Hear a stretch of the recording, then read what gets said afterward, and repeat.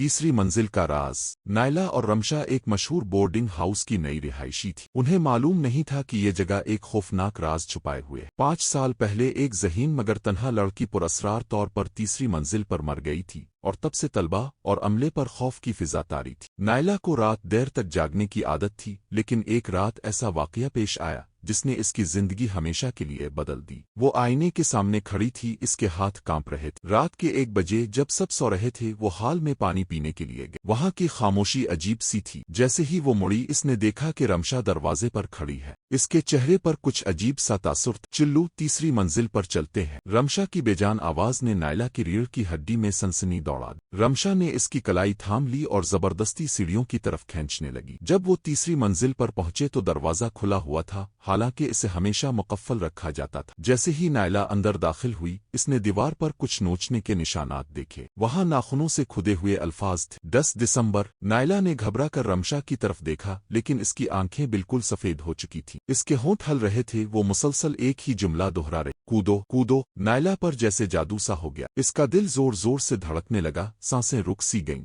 और इसे अपने कदमों के नीचे जमीन बर्फ की तरह सर्द महसूस होने लगी। तभी इसे पीछे से किसी और की सरगोशी सुनाई, ये जगह मेरी है, चली जाओ वरना तुम भी। नायला की आंखों में आंसू भर आए। वो पीछे हटने लगी, लेकिन रमशा की गिरफ्त सख्त हो चुकी थी। इसकी उंगलियां बर्फ की मानिंद ठंडी और बेजान हो चुकी थीं, बिल्कुल किसी मुर्दा जिस्म की तरह। नायला ने खुद को छुड़ाने की कोशिश की, मगर वो अपनी जगह से हल भी ना सकी। अचानक नीचे की मंजिल से एक जोरदार धमाके की आवाज गूंजी, जिससे नायला का जादू सा टूट गया। इसने पूरी ताकत लगाकर रमशा को धक्का दिया और तेजी से सीढ़ियों की तरफ भाग निकली।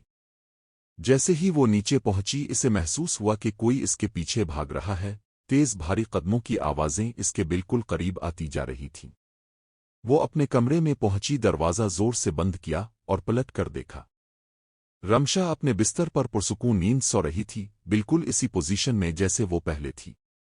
नायला ने गहरी सांस ली, इसका पूरा वजूद लरज रहा था। इसने जल्दी से पानी पिया, खुद को पुरसुकून करने की कोशिश की, मगर वो जानती थी कि जो कुछ हुआ वो कोई ख्वाब नहीं था। वो आईने के सामने गई और अपने अक्स को देखा। इसके बाल बिखरे हुए थे और आंखें खौफ से सुर्ख हो चुकी थीं। अगले दिन इसने रमशा से बात करने की कोशिश की, लेकिन वो बिल्कुल आम अंदाज में पेश आई, जैसे कुछ हुआ ही ना हो। तभी नायला की नज़र रमशा के हाथ पर पड़ी, और जो कुछ इसने देखा, इससे इसका खून जैसे जिम गया। वो सिया धागे वाला कड़ा जो रमशा हमेशा पहने रखती थी, वो गायब था।